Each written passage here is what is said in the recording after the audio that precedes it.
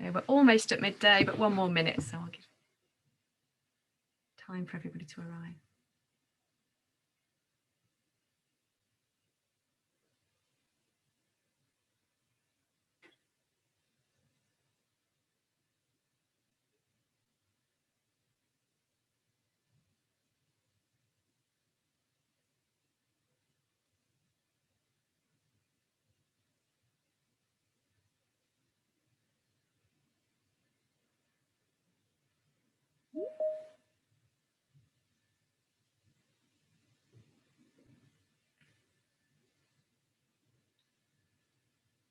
Okay, we're at midday now, so I think we'll make a start. Welcome everyone, welcome to the launch of our Sustrans report into age-friendly Tyburn. I'm Claire Maltby, I'm the Sustrans Director for the Midlands and East of England. And I'm going to do a short introduction and then I'm going to hand over to our project team. So it's really great to see the level of interest in our work today. At Sustrans, we were absolutely thrilled when we won this work back in 2018. And that's because we saw the potential of this project and the way that it would allow us to work with people aged over the age of 50, so people in midlife and older, and to look at how the built environment affects their use of space, affects the journeys they feel able to make, their physical activity and their social interactions. And as we all know, the population is an aging population. So nationally, the number of people aged 65 or over is due to increase by over 40% in the next 20 years. So creating an age-friendly city is so important to keeping people independent and active, and thereby reducing social isolation. And this project, the Age-Friendly Tyburn project, aligns really well with the strategic priorities we have at Sustrans, where we are working to raise ambition, to demonstrate change on the ground, and to amplify voices for change through the work we do with citizen and stakeholder engagement. So this was a 2-year project funded by the National Lottery Community Fund and managed by Birmingham Voluntary Services Council. And the picture on the front here, I'm just going to mention this. This is Nina. Nina was one of our volunteers who was a really big part of our project. And she discovered this outdoor gym in one of the walks that we did as part of the project. So those of you who are new to Sustrans, I just wanted to let you know that we are a UK-wide charity, and our mission is that we're making it easier for people to walk and cycle. So our vision is of a society where the way we travel creates healthier places and happier lives for everyone. And our work is focused on 2 strategic priorities to take us through to the year 2025. And these are paths for everyone and livable cities and towns for everyone. So in paths for everyone, what we're talking about there is a UK-wide network of traffic-free paths for everyone, connecting cities, towns and countryside, and loved by the communities they serve. So this is about us investing in and improving the 12,000 miles of the National Cycle Network to create a UK-wide network of traffic-free paths. And our livable cities and towns for everyone priority, that's about places that connect us to each other and what we need, and where everyone can thrive without having to use a car. And this age-friendly Tyburn work fits really nicely into the second of those, into the livable cities and towns for everyone priority. And that's because the character and condition of our streets and public places have a huge impact on people's health and their well-being, and they change how physically active we are and how we feel about our community. So to bring the livable cities and towns aspect to life a little bit more, I just wanted to tell you what we mean at Sustrans when we use the word livable, a livable city. So for us, livable cities and towns means designing and realising urban spaces that have social connection, that deliver 20-minute neighbourhoods, that focus on health, clean air and green space, and that celebrate roots and character, and where everyone can move around healthily. And we see these things as really important, so not just aspirational, but vital, because the way we travel has a tremendous impact on people and places.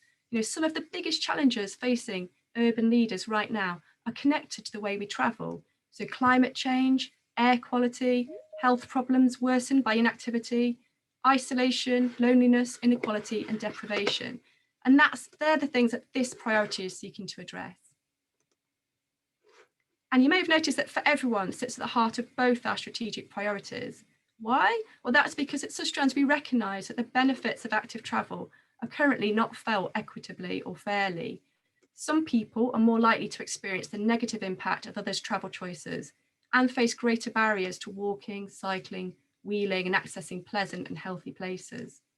So we have 4 principles guiding all of our work within the charity. The first of these is prioritising work with people and in places that challenge inequity. Secondly, we want to involve people with different and seldom heard voices. Thirdly, we're going to keep questioning and asking if we can do more. We can't be complacent about this principle. And finally, that we want to work with others. We recognise that we cannot do this on our own. And this really runs through all the work we're doing at Sustrans. I want to say that there is support for change, just by way of sign off. From surveys carried out across the UK as part of our bike life research, we found that there's huge public support to change the status quo and to reduce car dominance on our streets. And just by the way, that research is not amongst people already cycling, that research is amongst the general population. But we recognise that change isn't always easy. Sometimes decision makers, officials and people doing engagement can feel under pressure. But I think even if it's uncomfortable, debate is good because it means that people are thinking about the issues and it means that change is happening, and that's really exciting. So we know from our research that it's not just residents of Tyburn calling for these kind of changes. Road space and reallocation, so road space reallocation and good walking infrastructure are also backed by the Department for Transport's Gear Change report that came out last summer, and in the £2 billion of funding for schemes that enable people to choose walking and cycling for short urban journeys, and all of the benefits that brings for people, for the economy and for the environment. So we're really excited about the work we've done in Tyburn, working with residents and others. I'm really excited that we're going to share that with you today, and you're going to see some of the recommendations that we're making for change, which in some cases are already being implemented by the City Council, which is brilliant. So thanks for joining us today. I'm going to hand over now to Phil Dunn, who's from the BVSC, so Birmingham Voluntary Services Council. Thanks, Phil. I'll just stop sharing my screen. Thanks, Claire. Hi, everyone. I'm Phil Dunn, a Relationship and Contracts Manager for Aging Better in Birmingham, based at BVSC. I've got the task of trying to give you a best part of an 8-year history in less than 5 minutes. I was contemplating doing it in song to the Billy Joel "We Didn't Start the Fire," but thought better of it, as nobody needs to hear my singing voice. Aging Better in Birmingham is a 7-year, £6.5 million investment by the National Lottery Community Fund that aims to tackle loneliness and social isolation amongst adults over 50 across the city. Birmingham is one of 14 areas across England that's been funded by the fund, and BVSC, for whom I work, is the lead strategic partner for Birmingham. We work with partners in health and as well as the local authority, and also with older adults who are over 50, who are helping us co-produce the programme based on their lived experience of living through loneliness and isolation. We also have had the pleasure then of working with various third sector organisations and not-for-profits who we've commissioned to deliver the programme, and over £4 million of our lottery investment has gone back into the city, mainly through procurement and contracts. The programme has been delivered in 2 phases. The first phase runs the length of the programme and is led by community hubs. The programme works with communities to better understand what they want and need to help residents and the wider communities out of loneliness and isolation. And it's very much at the heart of our asset-based community development approach that we take towards the programme. The second phase, for which the Age-friendly Tyburn project falls, is our strategic investments that we've made in 4 priority communities. And these strategic investments are aimed at underlying the root causes of isolation and loneliness for those priority communities. The programme has a citywide offer, which is very much covered across our first phase that I've mentioned, and is for all 10 constituencies that the city covers. But we have 2 communities of focus, which are older carers, as well as the older LGBTQ community, and then 2 geographic areas of focus, an inner city area, which is Sparkbrook, and our outer city area of focus, which is Tyburn. When we speak of Tyburn across the programme, we're referring to the council ward prior to the 2018 boundary changes. So the area that it covers is Castle Vale, Birches Green, Pipe Hayes, as well as a small part of the Bromford. Work has also been done across the wider Erdington constituency, for which this Tyburn ward forms a part of, in places such as Stockland Green and Gravelly Hill, as we appreciate that people aren't restricted to the boundaries that we have in place and the kind of local authority has in place. Tyburn itself, why we selected Tyburn, was down to a piece of research that was undertaken by Aston University for us on behalf of BVSC back in 2014 when we were initially scoping the programme and applying for the funding. The research essentially applied over 20 factors of isolation and loneliness on each area of the city, and with a scoring measure built in. And the areas, the geographic areas that scored the highest were the ones we were going to lead with. And we knew we wanted an inner city area, which Sparkbrook scored very highly on and therefore was chosen. And Tyburn was chosen as our outer city area. Not far behind it was Kings Norton, and there were some similarities there as to why those areas scored so highly. The findings and recommendations that Sustrans will provide to you today will give you a lot of context and reasoning as to why the area was chosen. The built environment plays a key role in isolating older adults in the area. But other reasons for the area's inclusion back in 2014 included a lack of neighbourliness. Again, this was very much geared around the built environment. High levels of unemployment amongst older residents living in the area, poor transportation links both across the area but also to the city centre and back, and a lack of community venues and safe community spaces. All of which, though, I am glad to say have been addressed by delivery partners that we've commissioned in both phases of the programme. Before I do pass back to Sustrans, who are going to take you through today, I would like to say a few words of thanks. Our delivery partners and the programme team are working hard as we enter our final year, which begins on the 1st of April and takes us to the end of March 2022. And we're working hard to ensure that ageing better in Birmingham leaves a positive imprint across the city. I feel we've made significant impact within the Tyburn area. It was hampered a little bit by COVID, as you can imagine, over the past year, but this couldn't have been done without the hard work of all our community groups, our leads, our volunteers who have bought into the change that we're trying to make across the city. It's also very much down to the key delivery partners in the area who have worked in partnership so well. I've been so impressed with how well everyone's worked together. It's been brilliant.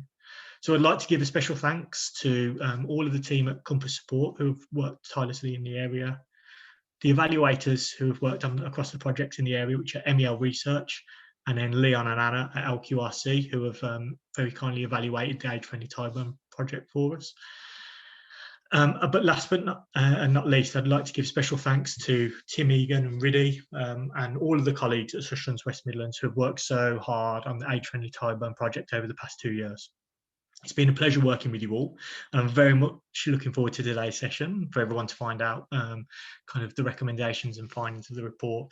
And I'm very much excited by the future impact this plan will have on our great city. Thank you very much. I'm now going to pass you over to Riddy, who's going to take you through today's session. Thanks very much, Phil, and thanks for the thanks. We've enjoyed doing the project, so I'm going to ask Daryl to come and join us as well, and then we will be able to go through the report. Oh, I'm still disabled for screen sharing. God, technical hitches even in 2021. Thought you'd figure those out in 2020. Okay. So whilst we wait for my screen sharing powers, as it were, I can just tell you a little bit about the project. So thank you to Claire and Phil for their sort of introductions. As both have said, the original project was about 2 years, and but because of COVID, we ended up actually having to change the sort of timeline of the project a little bit. And here we go. Yes, so hopefully you can see the right screen. So we had to change the timeline of the project a little bit, which led it to be sort of a 2.5-year project, which incorporated a bit of the Emergency Active Travel Fund. So for anyone that doesn't know, the Emergency Active Travel Fund was funds from government that went to local authorities to find ways to improve access and space for pedestrians and cyclists, and other measures as part of the COVID emergency. So our project, all the work that we did from our project was very greatly received and has led to us participating in some of that work as well, which has elongated the project slightly. So the initial project aims were to reduce social isolation by developing positive long-term improvements on the physical environment of the Tyburn ward, and to support the residents of Tyburn as co-designers to identify aspects of the urban environment that make travel and social interaction difficult. Thirdly, it was to develop and trial ideas, so ideas that positively enhanced the neighbourhood environment. So using all the sort of co-design elements that we worked with the residents and all the workshops that we did with the residents to then develop and trial some ideas. And then finally, it was to evidence a 5 to 10 year plan for lasting change in the area. Now, as we've seen from various different elements across the last year, things don't take 5 to 10 years all the time. So actually, some of this work has been shown to come into action and be delivered as part of in sort of 5 to 10 weeks or 5 to 10 months. So the timescales on the work that we originally intended have shifted, and it's exciting to see that some of this work can be delivered in a much shorter period. So Tyburn, what are we talking about when we mention Tyburn? It is the name of the old ward, and here are a couple of maps sort of as Phil mentioned. So this is a 30-minute cycle journey from the centre of Birmingham, and Tyburn is located up here in the northeast side of the city. There are several major factors which contribute to Tyburn being a complex place to access and get around.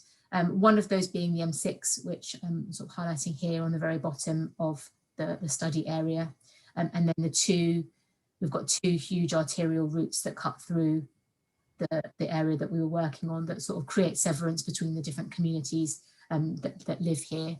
There's also a lot of industry and retail, including Jaguar Land Rover, which is a huge site, which do also create additional severance. And then, as sort of Phil mentioned, the population is that little bit older than other parts of the city. So the average population's a little bit older. So I'm going to hand over to Daryl now, who's going to talk a little bit about the methodology and how we developed the project. Yep, thank you. So yeah, this is sort of the methodology that we've used and developed over a series of projects within Sustrans. And we started off doing traditional desk-based investigations around the area, looking at different bits and pieces. Again, as everybody was talking about, the bits of severance, the things that might sort of throw up problems before we even started. And we went further into those with the community, going into street auditing, which I'll talk about in a second. Once we got the initial audit phase over, we then went into developing ideas with the community. So hosting additional design workshops, activity workshops, going through, doing further walks, and walking around the community with the community that live there, which just sort of is the best way to find out how people use their spaces. We went into design and developing and designing ideas for trial, which is a really exciting time, getting people around a nice big table, discussing where exactly these ideas would be best tested before we put them into the 5 to 10 year plan and then roll them out across the whole area. And then delivery stage. So unfortunately, this was about the point where COVID happened, but we were able to start a couple and it was able to carry on, but we had to change our plans slightly. But it didn't mean that we were able to focus a bit more on the legacy and having lots of online meetings to continue working with the community that are already active within their area. So going back to the auditing, we started off with TfL's guide, which is the Healthy Street Indicators, and we looked at adding some age-friendly sections from the World Health Organization Age-friendly Cities Guide, which created a real nice, succinct audit we could come out with. This was something that we could do with the community, and the community could do with their own spaces. So we led audit walks and mapping workshops.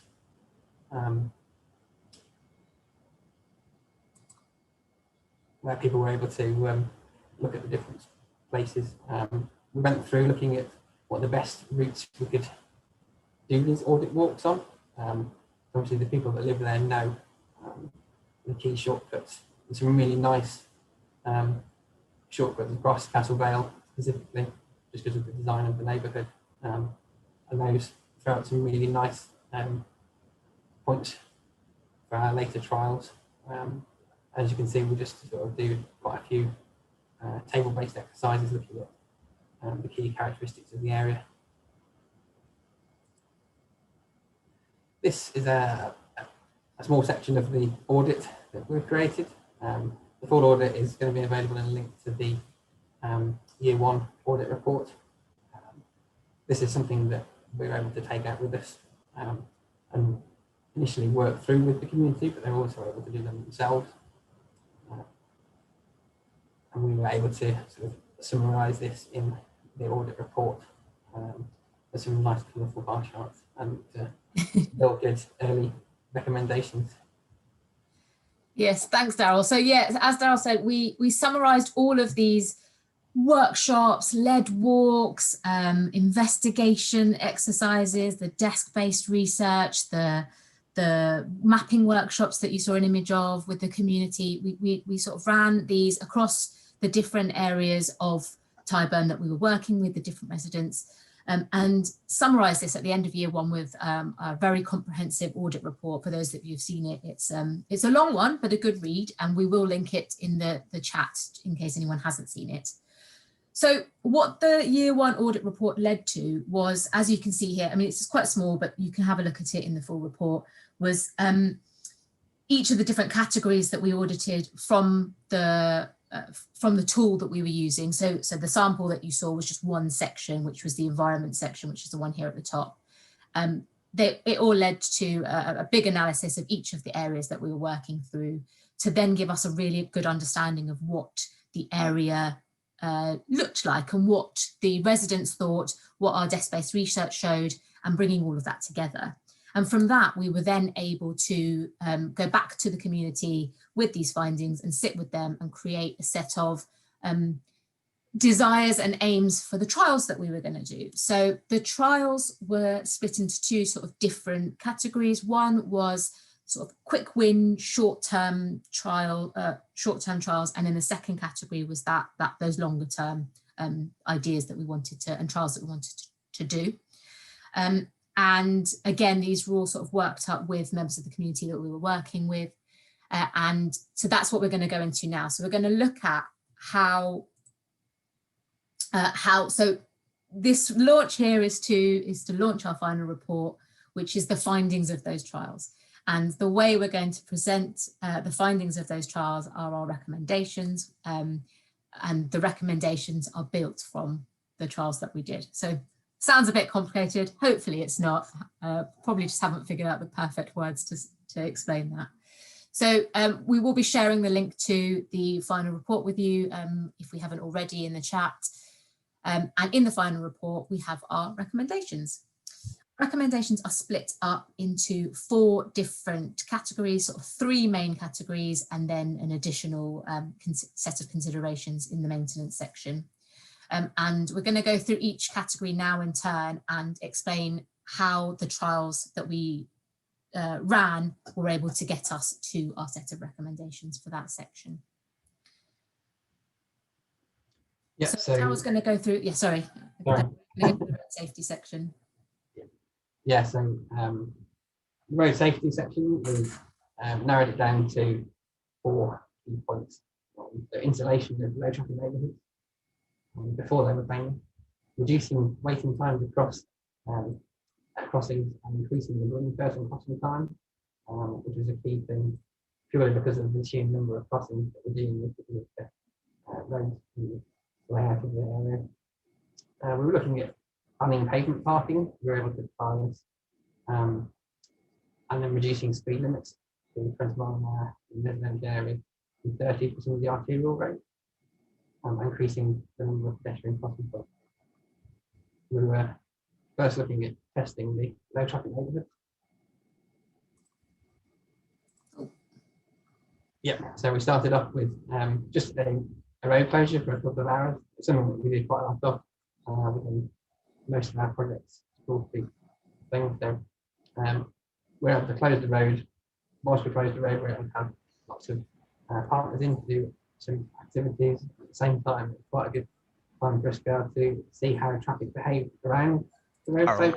Daryl, sorry to interrupt. We're just struggling to hear you slightly. I don't know if your microphone's just in your shirt or you just, yeah, you're just slightly muffled, or it could be I need a hearing test, but yeah, just thought I'd mention it. So if you just go back slightly, sorry.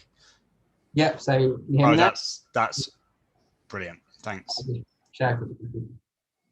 Yes, so we closed the road to start with for a couple of hours. We were able to get our partners in to do lots of nice activities within the space, just showing how much we could do with all the extra space. And at the same time, we were able to monitor how the traffic flowed around the neighbourhood with the road closure in place, which informed how we went on in developing the trials.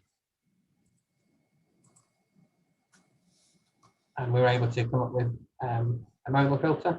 So we wanted initially to try it as a modal filter on the left with our street kit. But as unfortunately this was about March last year, we weren't able to get out on site. So we were able to use a traffic management company to put the road closure in, although we weren't able to be there and do the engagement activity that we really wanted to. We were still able to use monitoring cameras to see how the closure affected the streets. And this we're able to take on into the Emergency Active Travel Fund. And we were able to get actual planters in and lateral bollards to really see how this would work in a bit more of a long-term trial. And we're able to work with local communities to plant it up and get a bit more of a sense of buy-in. We trialled the pavement parking. This was at one of the primary schools, but this was in direct response to a lot of the people we spoke to in the older categories actually doing the collection from school runs and actually needing the space on the pavements for mobility scooters and pushchairs, and are often taken up with vehicles. We're able to work with West Midlands Police on a couple of these. Fab. Thanks, Daryl. I think we are still having a little trouble hearing you. So if you do headset, that might be really useful. But I'll carry on.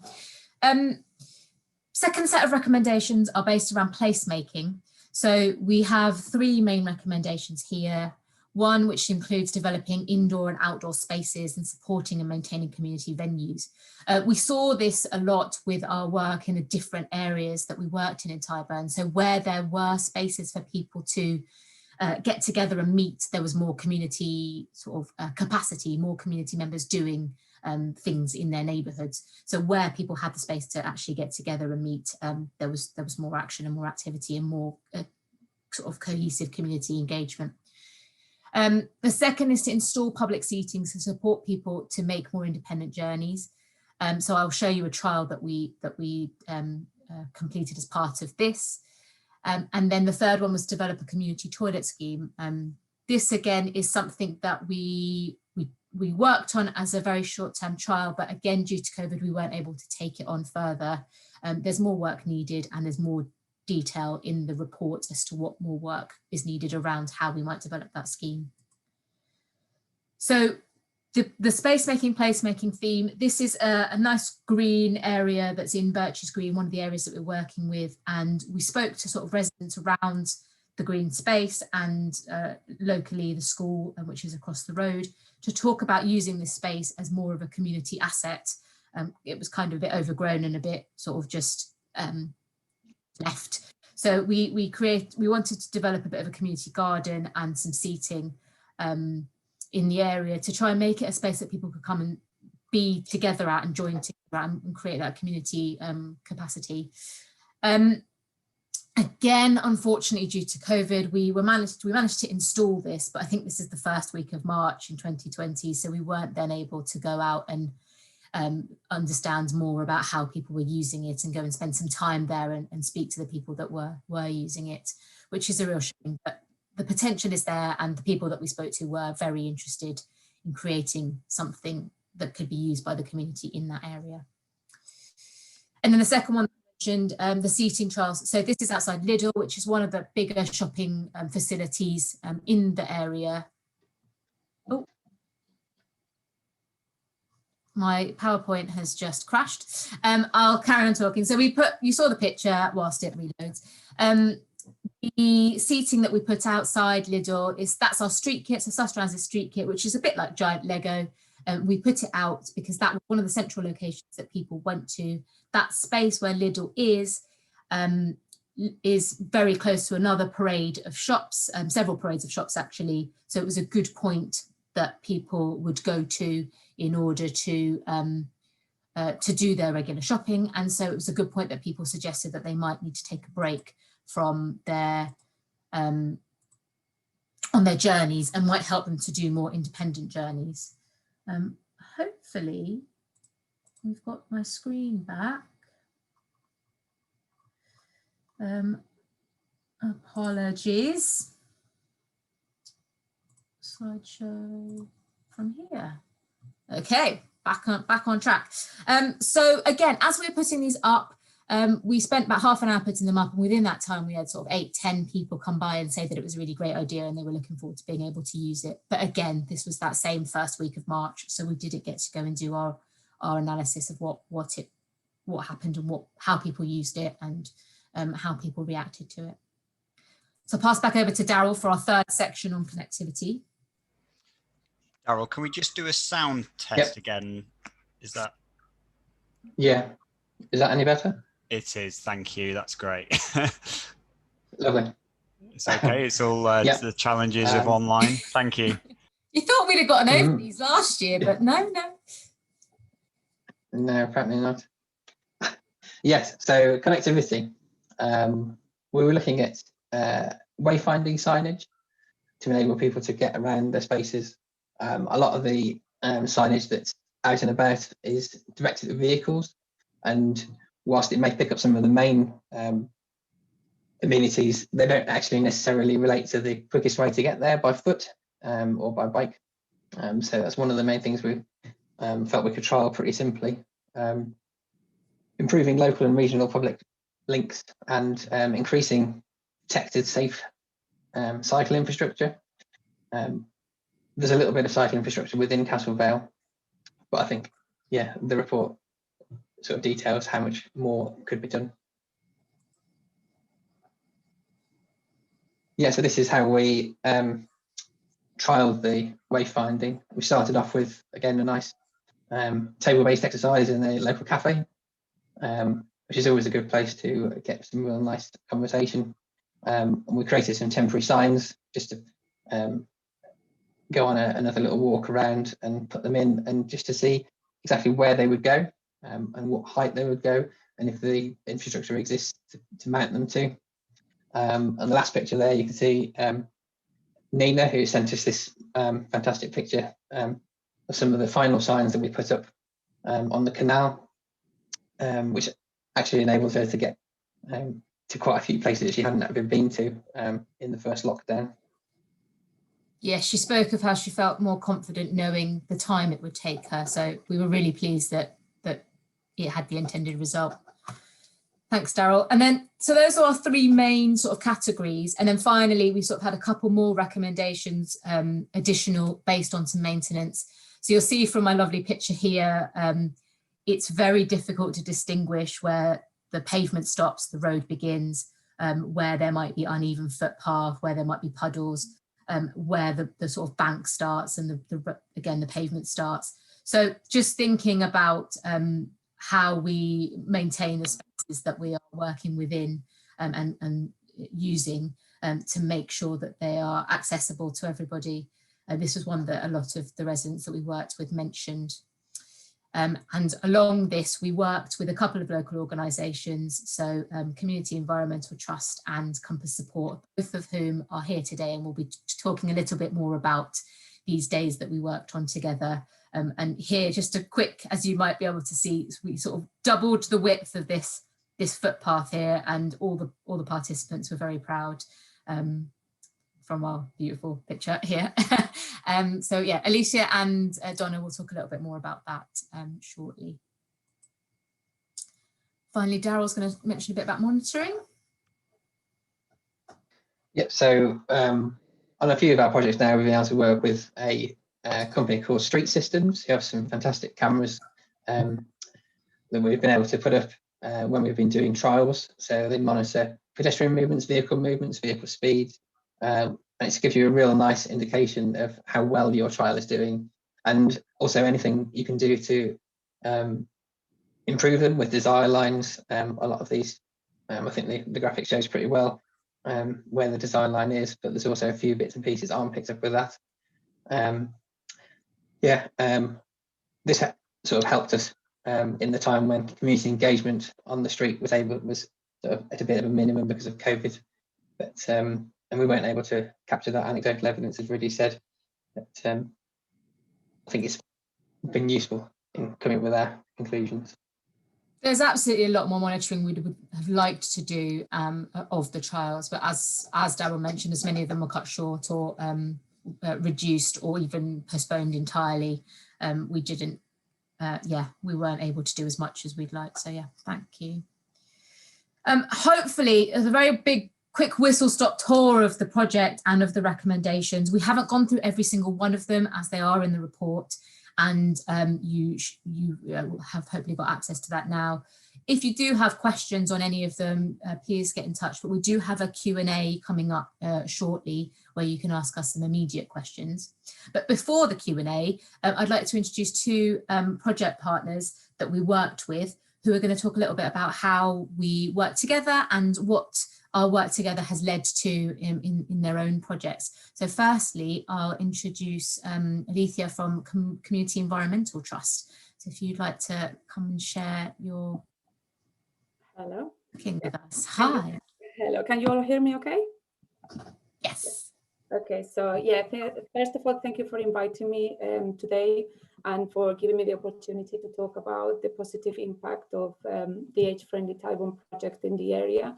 But also especially how working together has made us rethink some of our work and change some of our priorities to promote connectivity in the area.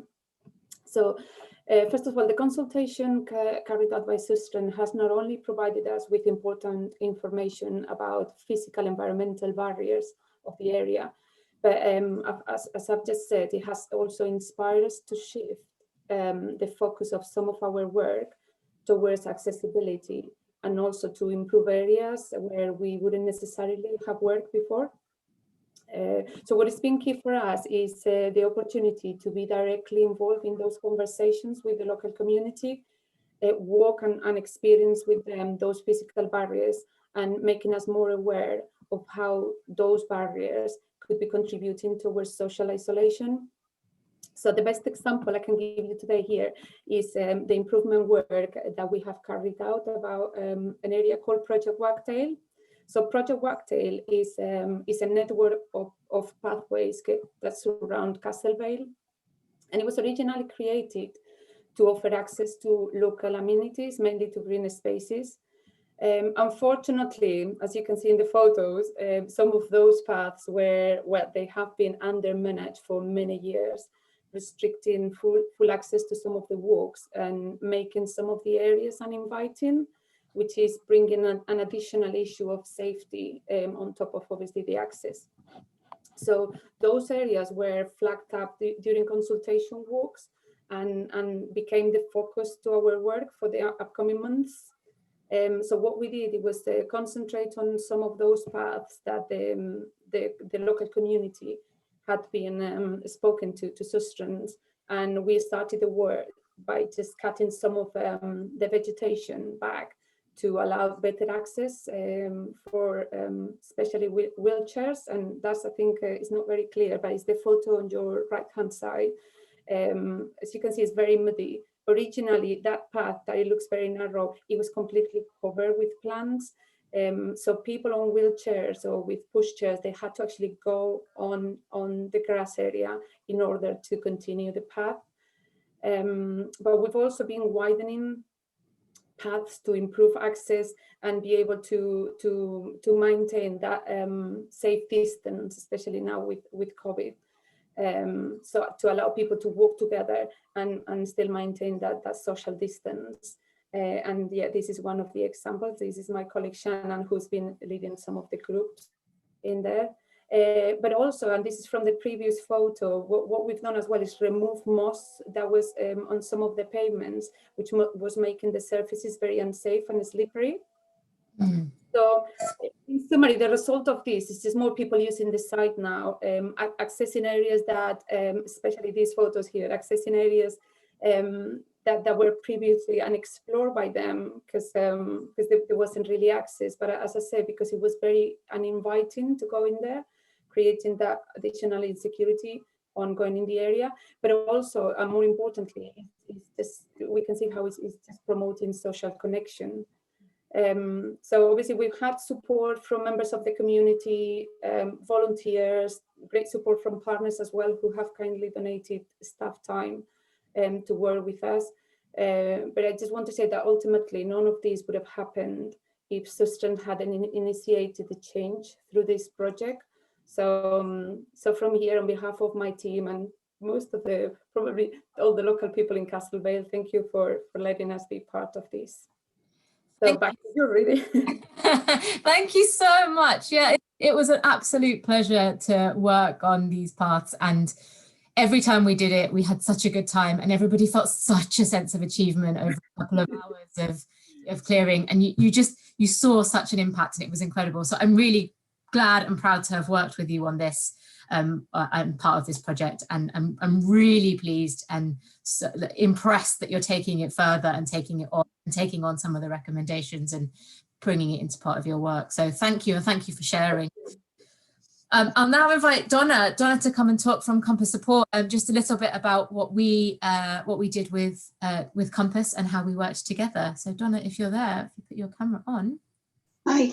Okay, great. Can you all see and hear me well? Yes, welcome. Great. Okay. So yeah. So Compass Support came on board in 2019 through to 2020. Our project was just for a year. And in terms of the support to the project, it was just myself in terms of the delivery. So Compass Support obviously was the delivery organization, but in terms of carrying out the project, it was just myself. So you've only got me. So as Phil have said and really have said, you know, obviously all the research and all the work has been going on before. You know, I came on board really. So it was just to complement what else was going on really. So my focus at that time was to look at the built environment, and Phil has explained what that meant and how that was being delivered. So part of my delivery was to look at what the obstacles that residents were experiencing. And of course, there were a number of issues which really this report have highlighted that. So to sort of get a sense and to sort of, you know, get some delivery organized, really, I worked with RIDI in terms of, you know, the workshops that were being done by RIDI, doing the walks, doing all the consultations, doing the pop-ups. So there were different engagement methods, you know, that, you know, I sort of done with RIDI, but also with Compass Support and also with myself. So just to highlight, because a year is not a long time to, you know, get a lot of things done, really. So I'll just sort of focus on some of the key achievements, really. So 3 things really stood out for me in terms of the achievement.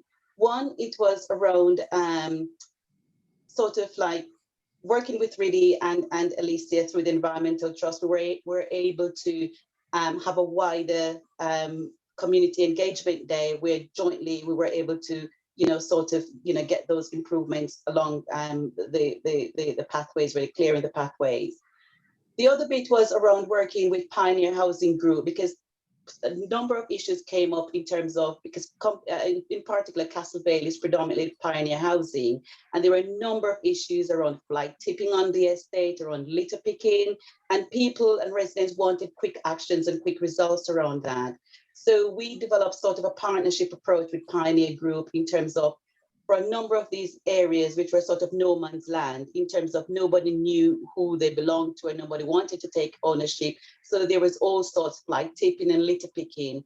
So with Pioneer's help and agreement, they've adopted these areas and they have embarked on doing clearance days around these areas. So that work is in progress and it has made a difference, in particular around the shopping area by Sainsbury's, which was really a hotspot area.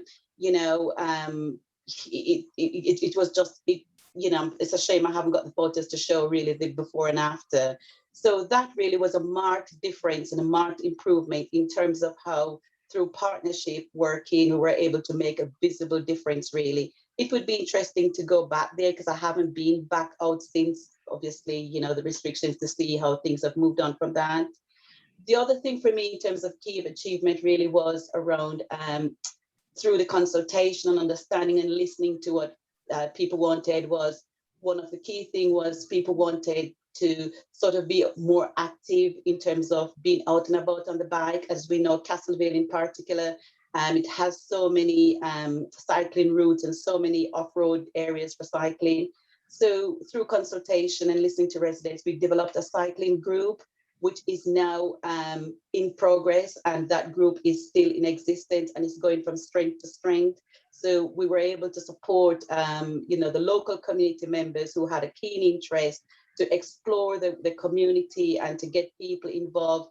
And the whole long-term aim and objective beyond that is not just to, you know, to have cycling just for leisure, but people really understand the benefit in terms of the wider use for work, you know, for everything else really. So hopefully, you know, I'm hoping through this project, you know, that can go from strength to strength.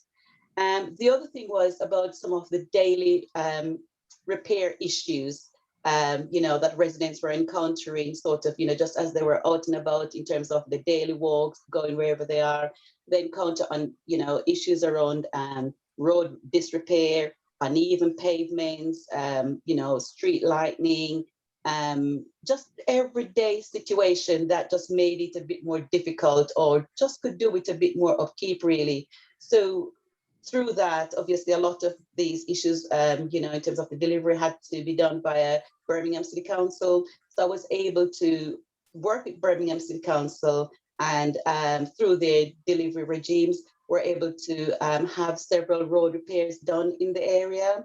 That includes, you know, resurfacing some of those roads, you know, improving pavements, replacing lights where those needed to be replaced, you know, in terms of developing an action plan around some of these overgrown trees. A lot of them, even though they had plans, you know, to sort of look at maintaining these trees, but they were sort of like 5 years down the line, but those were brought forward. And so there's an action plan around the trees and tree maintenance.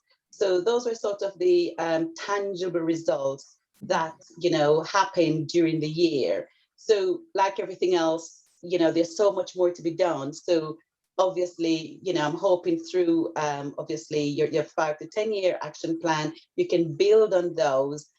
Naturally, you're going to need to revisit some of those again. But given the short time scale, I think, you know, we have achieved a lot, so to speak, really, and not to underestimate the need and the enthusiasm of residents in terms of the improvements they want in their areas. So this is just a very brief whistle stop in terms of sort of the outcomes. Obviously, there was a lot of work in the background getting to this stage, but if it all makes sense, it's all part of the wider Tyburn improvement. Yeah, so that's where we are.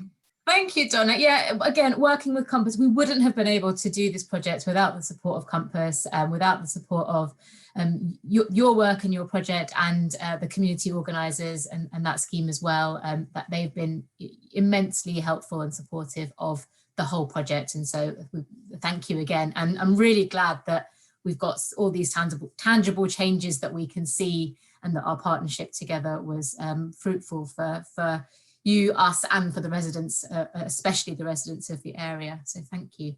I hope you'll stay, Donna and Alicia, for a Q&A. We've got a few minutes now for Q&A, which I think Tim is going to lead us through. So I'll end my slideshow and hand over to Tim. Sure, thanks, Riddy, and thanks everyone.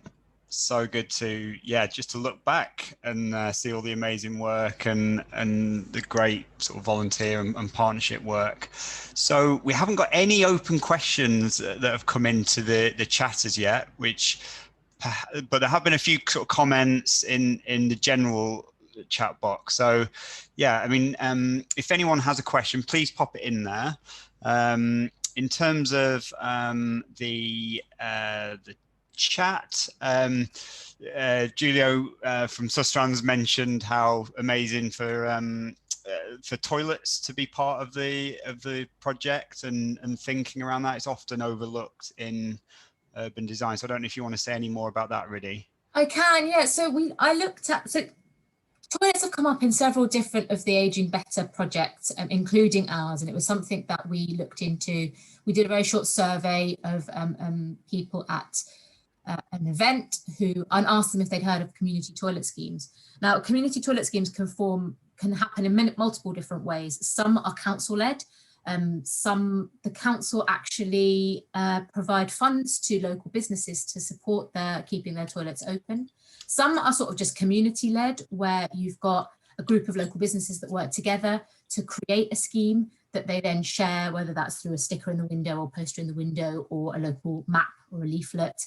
There was a toilet map created in a particular area as well. So this is something we explored. We spoke to lots of the shops and business owners in a particular stretch where there's a lot of businesses around that Lidl, actually, where we put the seating, to see what people thought.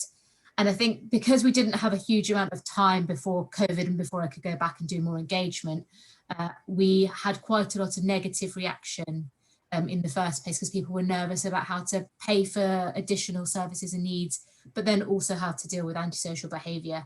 So there's more work that we need to do there in making people feel comfortable in how a scheme could go forward, perhaps that linking it through to the PCSOs and the local police in the area who we'd started those conversations with, but again with COVID they didn't gain some traction. So there's work there and possible options of how that operating model for a scheme could work, some of which are in the report, and some of which, if you'd like more information on how you might want to get that going in an area near you, then do get in touch. We could definitely have a conversation about what we've learned from the short amount of research that we did there. Thanks, Riddy. A couple of other questions have come in. From Andy, what do you think are the best approaches to catalysing direct engagement by midlife and older age groups in a programme like this?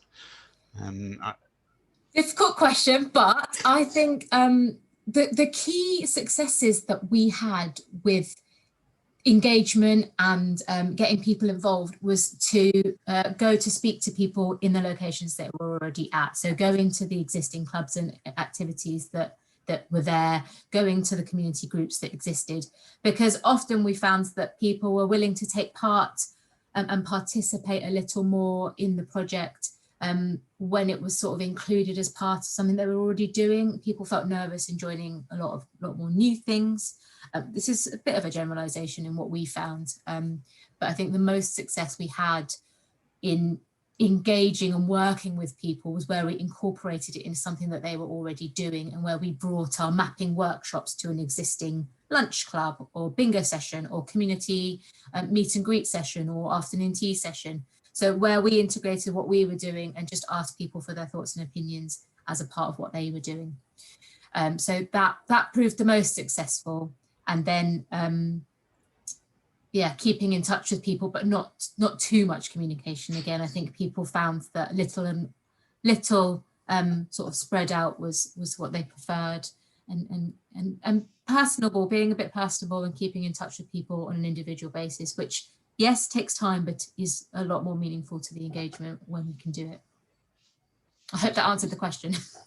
I think it did. Yeah, I certainly I joined a couple of workshops, and when they were, yeah, I think cake and tea and coffee should have been Cake and mentioned tea as and well. coffee. Yeah, food always brought people. And the little pop-ups, I know they were for that particular area of the project location was good, because in that side there was less community. Yes, so the little pop-ups were where we put a stall up in the front of the little store, which meant that people doing their daily activities and daily work, shopping and general life admin, as it were, they would just pass us and we were able to have a 5-10 minute conversation with them. And then where people were more interested, we could engage them further and get contact details. But again, bringing the project to the people, not expecting them to come to us. So a couple of questions around sort of feedback, and one mentioned low traffic neighbourhoods. So just being mindful of time, maybe. So one, have we managed to get any feedback from residents, or has COVID prevented this? And then did you have any resistance to low traffic neighbourhoods or other aspects of the project? Yes, so feedback from residents, because the project sort of took a pivot with COVID, we weren't able to do the trials as we wanted and as we expected, as they were all cut short by lockdown starting. The project sort of pivoted a little bit to then include some of the emergency active travel fund and the low traffic neighbourhood work that the City Council were working on that we then supported. So yes, there was some resistance to low traffic neighbourhoods. I think that it was, there's work to be done. The second tranche should help to resolve some of the issues that were caused by the first tranche. And I wouldn't say issues, but just perhaps some of the unresolved elements of the trial that didn't quite go according to plan with the first round that are then being worked upon to improve. And then with the feedback, a lot of the feedback that came about was then in response to the low traffic neighbourhoods, not to the project overall, because it pivoted into the low traffic neighbourhood work as sort of a reaction. So we would love to go back and have more conversations with the residents now, sometime on, and see if any of them did manage to use the seating outside Lidl, for example, and see if any of them did manage to use the community garden. So feedback was difficult because a lot of the communication that we were doing with residents in the area was face-to-face, a lot less online and a lot less via email, for example. So I hope that answers the question a little bit. We would like more, but it was a bit restricted, and it did end up pivoting to low traffic neighbourhoods. And just a comment from me, because I chatted to a couple of residents near some of the two trial filters in Castle Vale, was that I think the lessons there are maybe not, and this is partly because of how the funding sort of got delayed and panned out from central government, but not to maybe just do standalone filter trials. It needs to be done on an area-wide basis so that parts of any kind of community aren't kind of split and so forth. And then also those that were resistant to those filters very much aren't resistant to speeding and people using their community as a cut through. So they're not resistant to things being done for that, but they weren't the way that the funding happened, and central government said just deliver something please to all local authorities, not just Birmingham, and then engage afterwards. That the central government have learned from that, and local government have as well. There needs to be not just consultation, but engagement and co-design with the sort of the lessons sort of for us. So yeah, I think you're right, Tim, and I think that the biggest thing this has done is open up the conversation and open up the dialogue, and that is a big challenge at the best of times, let alone through a pandemic. So I think if nothing, we've got that conversation going. And I have one more question. Okay. All been for me. These will be in the report at the end, Andy. There's some things like the challenges and what would we do different. But yeah, if you were to run this project in a different location, would you approach it in the same way, or would you make refinements to make it even more successful? I think we found that the project area itself was perhaps a little too big, so we weren't able to engage as meaningfully in each of the locations as we would have liked. We did our absolute best and we definitely got lots of engagement from each area, but to make it a more focused project, I think we needed to reduce the size of the area that we're working in. There are some other small tweaks I would potentially look at, but in general, I think the timeline of the project and as it followed, we gave a really good amount of time to trust building and partnership building in the community and in the areas that we were working with. And I think that was key to the results that we got through the auditing and through the project and the workshops that we did. So I think that for me was the biggest element of this, that was the biggest success, is that we really made some good partnerships, we really made some good working relationships, and we really engaged with the community very strongly. And of course, yes, with COVID, we did end up with a few less results than we wanted, but we've still built on a lot of that. And just one thing I would add, I suppose, as well, is from the title of the project was or the main output request was to create a 5 to 10 year plan.